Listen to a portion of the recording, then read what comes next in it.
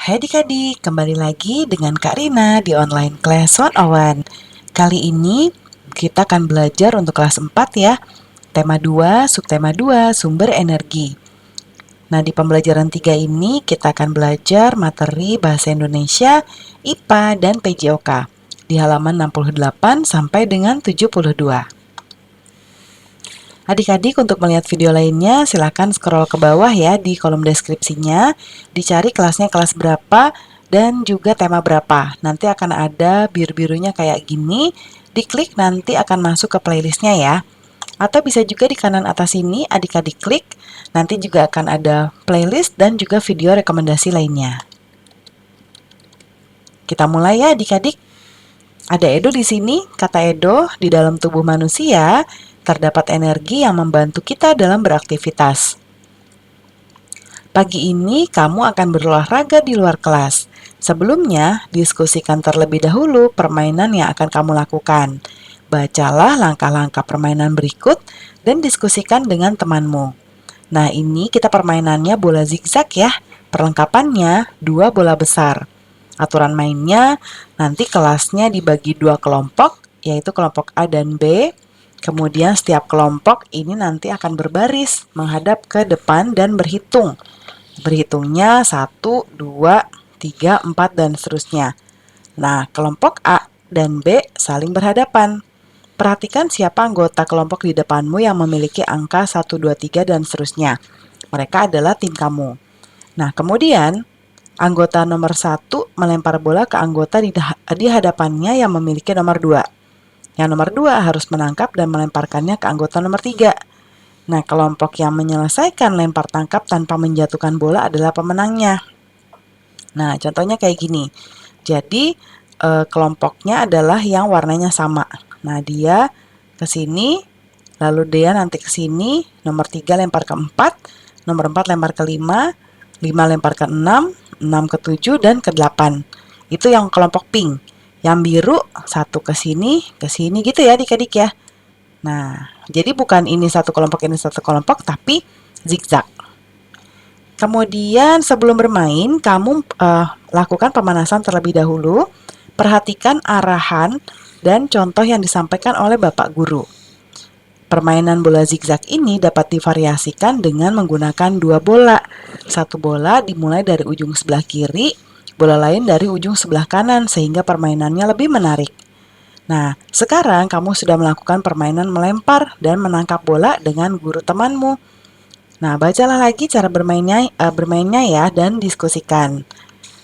Di rumah kita, kata Edo, di rumah kita banyak menggunakan energi listrik. Bagaimana penggunaan yang aman ya adik-adik ya? Di sekitar rumah banyak sumber energi listrik yang dimanfaatkan oleh kita. Namun kita harus berhati-hati dengan sumber listrik tersebut karena berbahaya. Kita amati gambar berikut ya adik-adik.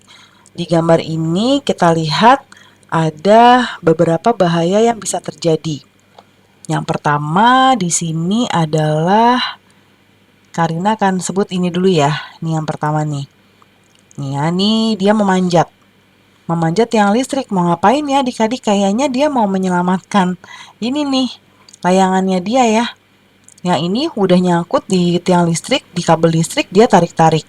Yang ini mau menyelamatkan tapi malah membahayakan diri. Yang ini mau ngegunting-gunting ininya nih, si kabelnya nih. Biar kalau kabelnya putus kan layangannya bisa dia selamatkan. Ya. Lalu yang ini nih, anaknya lagi berenang di kolam renang, ayahnya malah menyalakan radio tapi mau dicolokin nih adik-adik. Ini bahaya banget ya. Nah, kita lihat di sini, coba pendapat adik-adik tentang hal yang membahayakan di gambar tadi, sesuai dengan yang Karina bilang ya adik-adik ya. Nih yang pertama, bahaya main layang-layang di dekat jaringan listrik. Ya, memanjat tiang listrik dan membawa alat elektronik di dekat air. Nah, kita juga nggak boleh menggunting kabel ya adik-adik. Kabel listrik nggak boleh digunting karena gunting menghantarkan arus listrik.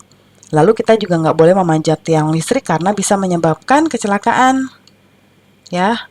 Dan yang terakhir, berbahaya jika kita menyalakan radio listrik ketika sedang berenang karena air adalah penghantar listrik.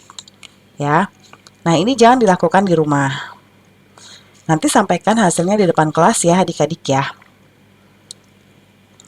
Apa yang harus kamu lakukan untuk menjaga keselamatan dari bahaya tersengat listrik? Nah, ingat nih adik-adik, listrik ditambah air sama dengan bahaya. Nih ada tanda serunya. Ya.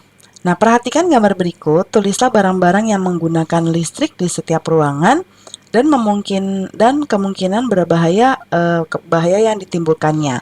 Tulis juga ya apa yang harus adik-adik lakukan saat menggunakan barang tersebut. Nih, kita lihat barang-barangnya adalah pertama di kamar mandi, lalu di kebun, kemudian di kamar tidur, di ruang keluarga, dan di dapur. Coba kita lihat kalau di kamar mandi, mungkin kemungkinan kita menggunakan listrik adalah paling lampu ya adik-adik ya. Di sini tuh lampu. Selain lampu, mungkin kalau misalnya ibu menggunakan hair dryer ya, itu juga bisa. Hair dryer. Lalu di kebun, kalau di kebun biasanya digunakan ini, alat pemotong rumput. Tapi yang elektrik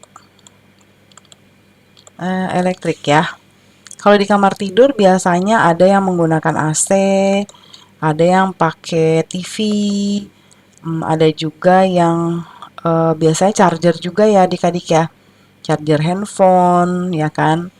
Nah, di ruang keluarga biasanya ada TV, ya ada AC juga biasanya dan lain-lain. Nah, kalau di dapur mungkin kalau kompornya pakai kompor listrik ya.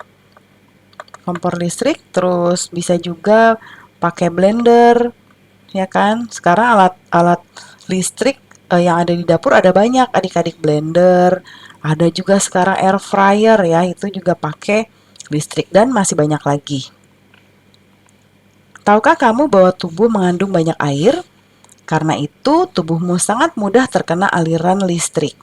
Jadi hati-hati ya adik-adik pegang listrik ya. Mereka yang bekerja di tempat yang mengandung banyak sumber listrik membutuhkan pakaian khusus. Kamu harus berhati-hati terhadap kabel listrik yang ada di sekitarmu, adik-adik. Saat kamu bermain layangan, bermainlah di tempat yang nggak ada gardu listriknya atau yang nggak ada tiang listriknya. Nah, benang layangan yang basah sangat berbahaya bila tersangkut di gardu listrik. Suatu saat mungkin kamu membutuhkan peralatan yang menggunakan listrik ya, itu sudah pasti. Tetapi sebaiknya kamu meminta bantuan orang dewasa di sekitarmu adik-adik. Jauhi barang-barang elektronik dari air. Nah, tahukah adik-adik bahwa petir juga mengandung listrik? Nah, segeralah masuk ke dalam ruangan apabila petir mulai terdengar ya, karena kita bisa tersambar petir kalau kita berada di luar rumah. Berdasarkan hasil diskusi dan bahan bacaan di atas, buatlah petunjuk cara menghindari bahaya listrik. Karena sudah buatkan di sebelah kanan, yang pertama adalah pastikan voltase perangkat sesuai dengan voltase jaringan listrik. Ini mungkin bisa meminta bantuan ayah ibu ya, untuk memastikan voltase itu adalah besarnya aliran yang bisa masuk ke suatu perangkat listrik ya. Yang kedua, jauhkan perangkat dan jaringan listrik dari anak-anak. Nah, adik-adik ini kan masih anak-anak ya. Jadi kalau mau pakai alat-alat yang berhubungan dengan listrik, minta pendampingan dari ayah ibu. Lalu gunakan pemutus aliran listrik, ini juga ada. Lalu sebaiknya matikan listrik jika tidak digunakan, dicabut ya adik-adik ya. Jangan cuma kan kadang-kadang ada alat listrik yang ada on off-nya ya. Nah, dicabut benar-benar ya, jangan di-offin aja tapi benar-benar dicabut. Kemudian sampaikan hasilnya kepada Bapak Ibu guru ya. Listrik sangat bermanfaat bagi kita. Namun penggunaan yang tidak hati-hati akan berbahaya bagi kehidupan. Ya adik-adik. Jadi Karina ingatkan kembali supaya adik-adik bisa berhati-hati lagi dalam menggunakan alat-alat listrik ya. Nah, kita akan menjawab yang ada di bawah sini. Tuliskan 5 manfaat energi bagi kehidupanmu adik-adik. Nah, kalau Karina akan menjawab yang pertama untuk aktivitas makhluk hidup, untuk transportasi, sebagai penerang, untuk penyembuh dari penyakit, dan juga untuk hiburan ya. Lalu apa yang akan kamu lakukan untuk menjaga keberadaan sumber daya alam? Jadi dengan tidak berlebihan dalam penggunaannya ya atau pemanfaatan sumber daya alamnya, tidak merusak sumber daya alam yang ada, melestarikan tumbuhan, dan juga tidak mencemari lingkungan. Yang terakhir, menurutmu apakah pelajaran hari ini bisa diterapkan dalam kehidupan sehari-hari? Tentu saja ya, ini harus bisa diterapkan karena ini berkaitan dengan keamanan penggunaan listrik juga. Nah, pembelajaran kita sudah selesai ya adik-adik.